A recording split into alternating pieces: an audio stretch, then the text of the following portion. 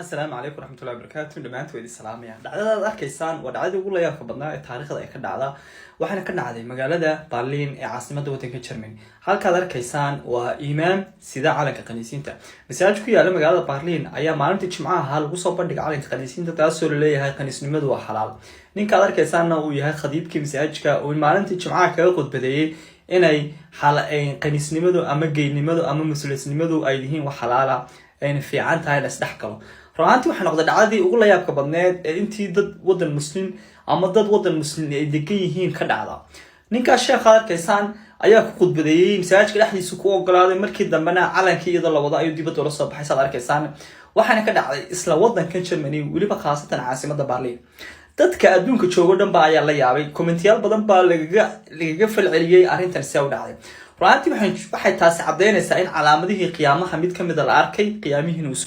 السلام عليكم ورحمة الله وبركاته دمانت ويدي السلام يعني دعدا أركيسان ودعدا يقول لي ياك بدنا التاريخ ذا كدعدا وحنا كنا عادي مقالة برلين عاصمة وطنك جرماني halka أركيسان وإمام سيدا على كنيسينتا مساجك يا لما مقالة برلين أيام maalintii jimcaha hal ugu soo bandhig calanka kaniisinta taasoo leeyahay kaniisnimadu waa xalaal ninka arkaysana uu yahay khadiibkii masaajidka oo maalintii jimcaha kaga qodbadeeyay inay kaniisnimadu ama geynimadu ama muslimnimadu ay yihiin wax xalaal ah ayna fiican tahay la isdhexgalo runtii waxa noqday dhacdadii ugu la yaabka badneed ee intii dad wadan muslim ama dad wadan muslim ay degan yihiin ka dhacda ninka sheekha arkaysaan ayaa ku qudbadeeyay masaajidka dhexdiisa ku ogolaaday markii dambena calankii iyada la wada ayuu dibadda la soo baxay saad arkaysaan waxaana ka dhacday isla wadanka Germany waliba khaasatan caasimadda Berlin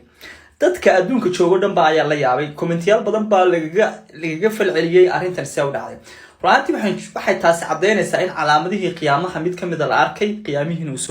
السلام عليكم ورحمة الله وبركاته دمانت ويدي السلام يعني دعدا أركيسان ودعدا يقول لي ياك بدنا التاريخ ذا كدعدا وحنا كنا عادي مقالة برلين عاصمة وطنك جرماني halka أركيسان وإمام سيدا على كنيسينتا مساجك يا لما مقالة برلين أيام maalintii jimcaha hal ugu soo bandhig calanka kaniisinta taasoo leeyahay kaniisnimadu waa xalaal ninka arkaysana uu yahay khadiibkii masaajidka oo maalintii jimcaha kaga qodbadeeyay inay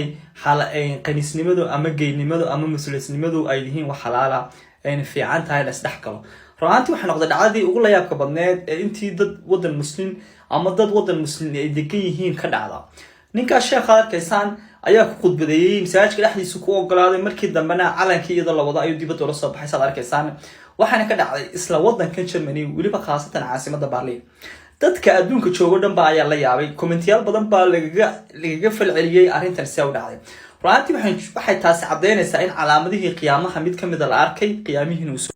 السلام عليكم ورحمة الله وبركاته دمانت ويدي السلام يعني دعدا أركيسان ودعدا يقول لي ياك بدنا التاريخ ذا كدعدا وحنا كنا عادي مقالة برلين عاصمة وطنك جرماني halka أركيسان وإمام سيدا على كنيسينتا مساجك يا لما مقالة برلين أيام maalintii jimcaha hal ugu soo bandhig calanka kaniisinta taasoo leeyahay kaniisnimadu waa xalaal ninka arkaysana uu yahay khadiibkii masaajidka oo maalintii jimcaha kaga qodbadeeyay inay kaniisnimadu ama geynimadu ama muslimnimadu ay yihiin wax xalaal ah ayna fiican tahay la isdhexgalo runtii waxa noqday dhacdadii ugu la yaabka badneed ee intii dad wadan muslim ama dad wadan muslim ay degan yihiin ka dhacda ninka sheekha arkaysaan ayaa ku qudbadeeyay masaajidka dhexdiisa ku ogolaaday markii dambena calankii iyada la wada ayuu dibadda la soo baxay saad arkaysaan waxaana ka dhacday isla wadanka Germany waliba khaasatan caasimadda Berlin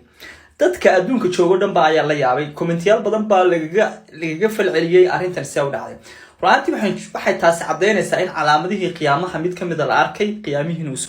السلام عليكم ورحمة الله وبركاته دمانت ويدي السلام يعني دعدا أركيسان ودعدا يقول لي ياك بدنا التاريخ ذا كدعدا وحنا كنا عادي مقالة برلين عاصمة وطنك جرماني halka أركيسان وإمام سيدا على كنيسينتا مساجك يا لما مقالة برلين أيام maalintii jimcaha hal ugu soo bandhig calanka kaniisinta taasoo leeyahay kaniisnimadu waa xalaal ninka arkaysana uu yahay khadiibkii masaajidka oo maalintii jimcaha kaga qodbadeeyay inay kaniisnimadu ama geynimadu ama muslimnimadu ay yihiin wax xalaal ah ayna fiican tahay la isdhexgalo runtii waxa noqday dhacdadii ugu la yaabka badneed ee intii dad wadan muslim ama dad wadan muslim ay degan yihiin ka dhacda ninka sheekha arkaysaan ayaa ku qudbadeeyay masaajidka dhexdiisa ku ogolaaday markii dambena calankii iyada la wada ayuu dibadda la soo baxay saad arkaysaan waxaana ka dhacday isla wadanka Germany waliba khaasatan caasimadda Berlin dadka adduunka jooga dhan baa ayaa la yaabay commentayaal badan baa lagaga falceliyay arrintan si u dhacday runtii waxay taasi cadeynaysaa in calaamadihii qiyaamaha mid kamid ah la arkay qiyaamihiina uu السلام عليكم ورحمة الله وبركاته دمانت ويدي السلام يعني دعداد أركيسان ودعداد ugu layaabka badnaa ee taariikhda ay ka dhacda waxaana ka dhacday magaalada Berlin ee caasimadda waddanka Germany halkaad arkaysaan waa imaam sida calanka qaniisiinta masaajid ku yaala magaalada Berlin ayaa maalintii Jimcaha lagu soo bandhigay calanka qaniisiinta taasoo leeyahay qaniisnimadu waa xalaal ninka arkaysaana uu yahay khadiibkii masaajidka oo maalintii Jimcaha kaga qodbadeeyay inay qaniisnimadu ama geynimadu ama muslimnimadu ay yihiin wax xalaal ah ayna fiican tahay la isdhex galo runtii waxa noqday dhacdadii ugu layaabka badneed ee intii dad wadan muslim ama dad wadan muslim ay degan yihiin ka dhacda ninka sheekha arkaysaan ayaa ku qudbadeeyay masaajidka dhexdiisa ku ogolaaday markii dambena calankii iyada la wada ayuu dibadda la soo baxay saad arkaysaan waxaana ka dhacday isla wadanka Germany waliba khaasatan caasimadda Berlin dadka adduunka jooga dhanba ayaa la yaabay kommentiyaal badan baa lagaga falceliyay arrintan si u dhacday runtii waxay taasi cadeynaysaa in calaamadihii qiyaamaha mid kamid ah la arkay qiyaamihiina